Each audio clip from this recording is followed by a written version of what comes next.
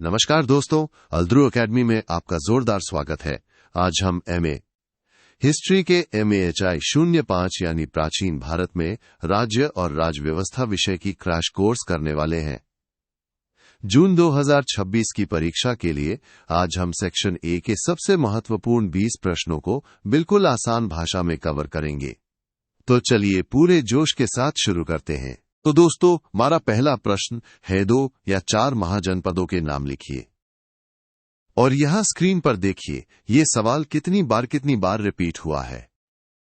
दिसंबर 2020, 2017, 2019, 2018, 2016, 2015, 2022।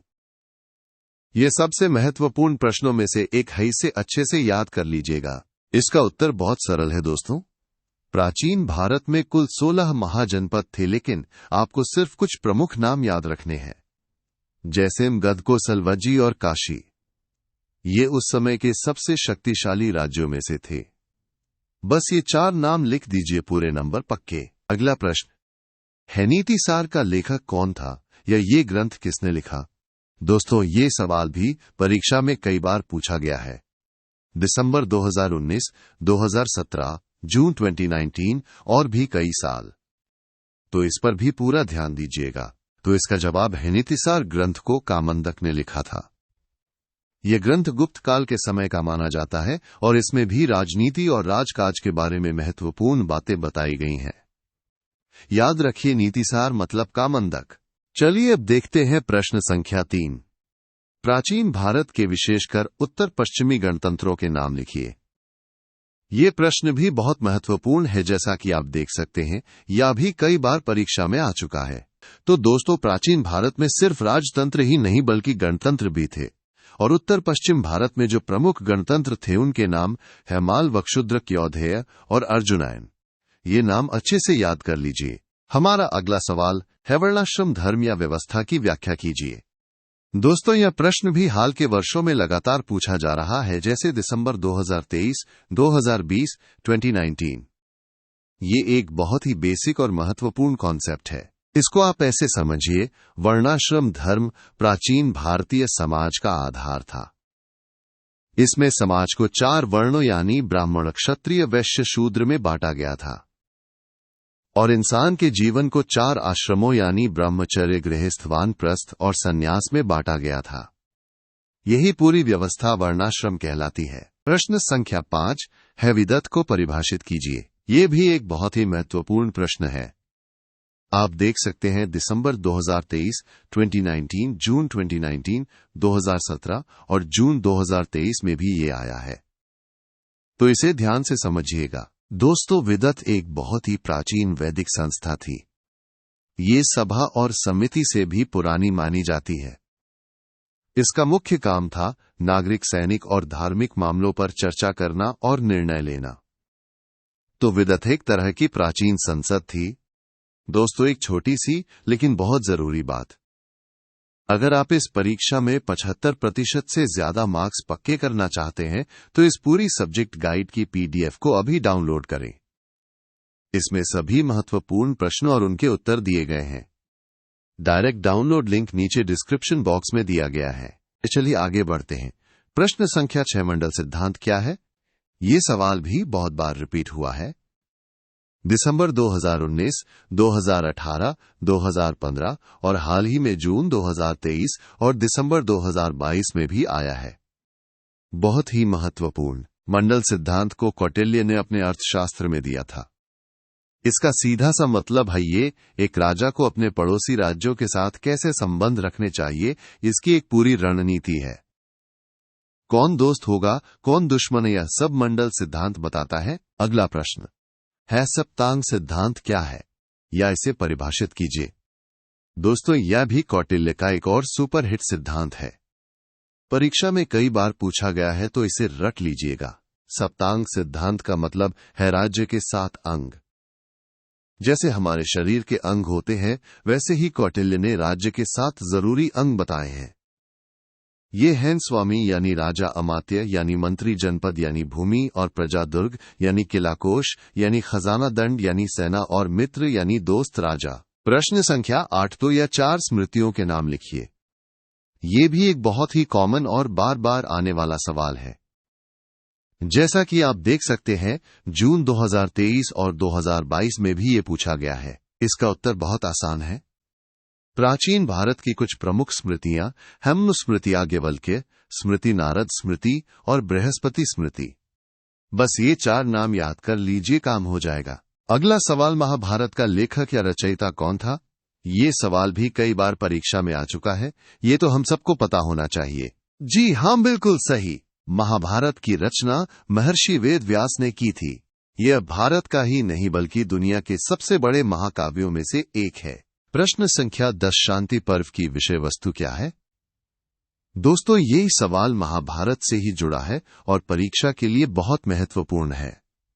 देखिए, ये भी कई बार रिपीट हुआ है। शांति पर्व महाभारत का एक अध्याय है। इसकी मुख्य विषय वस्तु है राजधर्म। इसका मतलब है एक राजा के क्या कर्तव्य होते हैं, उसे शासन कैसे चलाना चाहिए और राज्य की नीतियां कैसी होनी चाहिए। ये सब विस्तार से शांति पर्व में बताया गया है। अगला प्रश्न है, अर्थशास्त्र क्या है या इसकी विषय वस्तु क्या है? दोस्तों, इस सवाल पर तो स्टार लगा लीजिए। ये लगभग हर साल पूछा जाता है। दिसंबर 2023, 2022, जून 2023, 2024। ये सवाल तो आएगा ही आएगा। अर्थशास्त्राचार्य कौटिल्य या चाणक्य द्वारा लिखा गया एक महान ग्रंथ है। नाम से लगता है कि ये इकोनॉमिक्स की किताब होगी, लेकिन ऐसा नहीं है। इसकी मुख्य विषय वस्तु राजनीति, कूटनीति और राज्य चलाने की कला है। प्रश्न संख्या 12, रत्निन कौन था या उसे परिभाषित कीजिए। ये भी एक महत्वपूर्ण प्रश्न है जो हाल के वर्षों में जून 2023 और 2024 में भी आया है। चलिए जानते हैं इसका मतलब। दोस्तों, रत्निन वैदिक काल के उच्च राज्य अधिकारी थे। ये राजा के सबसे महत्वपूर्ण सलाहकार और सहायक होते थे जो राजकाज में मदद करते थे। आप इन्हें आज के मंत्रियों जैसा समझ सकते हैं।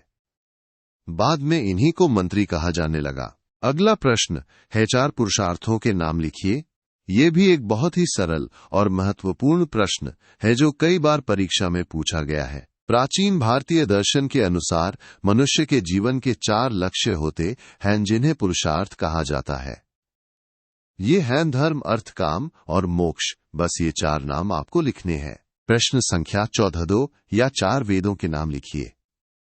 ये तो बहुत ही आसान सवाल है, लेकिन फिर भी परीक्षा में बार बार आता है, जैसा कि आप देख सकते हैं। हमारे 4 वेद हैं ऋग्वेद, यजुर्वेद, सामवेद और अथर्ववेद। ऋग्वेद सबसे प्राचीन वेद है। ये चारों नाम आपको याद होने ही चाहिए। अगला प्रश्न है, तीर्थों को परिभाषित कीजिए। यह सवाल भी दिसंबर 2020 और 2017 में पूछा गया है।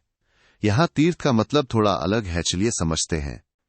दोस्तों, प्राचीन भारतीय प्रशासन में खासकर मौर्य काल में तीर्थ का मतलब होता था बड़े सरकारी विभाग या उनके प्रमुख अधिकारी। कौटिल्य के अर्थशास्त्र में कुल 18 तीर्थों का उल्लेख मिलता है। तो तीर्थ मतलब उच्चाधिकारी या विभाग। दोस्तों, एक और जरूरी सूचना, सिर्फ MAHI 05 ही नहीं बल्कि आपके बाकी सभी विषयों जैसे MAHI 01, 02, 04 और अन्य सभी विषयों के प्रीमियम गाइड्स भी अब उपलब्ध हैं। सभी को डाउनलोड करने का लिंक नीचे डिस्क्रिप्शन बॉक्स में दिया गया है, जरूर चेक कीजिएगा। चलिए अब देखते हैं प्रश्न संख्या 16। इंडिका का लेखक कौन था? ये भी एक बहुत ही प्रसिद्ध और महत्वपूर्ण प्रश्न है। इंडिका किताब को यूनानी राजदूत मेगास्थनीज ने लिखा था। वो चंद्रगुप्त मौर्य के दरबार में आया था और उसने भारत में जो कुछ भी देखा उसे अपनी किताब इंडिका में लिखा। अगला सवाल है, रामायण का लेखक कौन था या ये किसने लिखी? ये भी एक महत्वपूर्ण प्रश्न है जो परीक्षा में आता रहता है। महाभारत की तरह ही रामायण भी एक महान महाकाव्य है और इसकी रचना महर्षि वाल्मीकि ने की थी। याद रखिए, रामायण मतलब वाल्मीकि। प्रश्न संख्या 18, प्राचीन भारत के 2 करों के नाम लिखिए।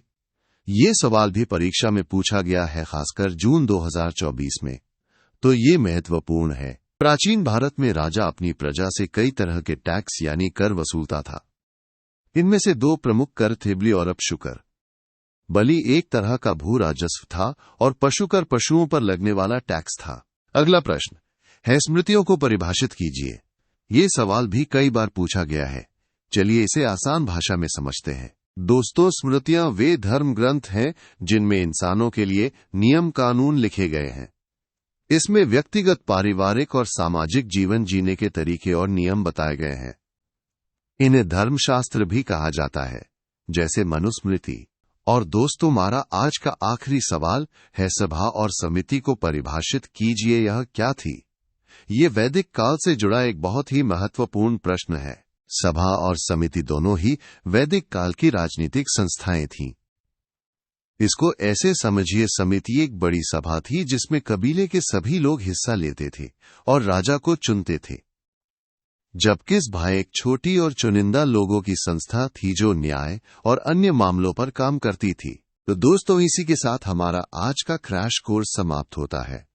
मुझे उम्मीद है कि आपको सभी प्रश्न अच्छे से समझ आ गए होंगे। चैनल को सब्सक्राइब करना और वीडियो को लाइक करना मत भूलिएगा। और हाँ, पीडीएफ गाइड के लिए डिस्क्रिप्शन जरूर चेक करें। याद रखिए, मेहनत का फल सफलता है। Best of luck.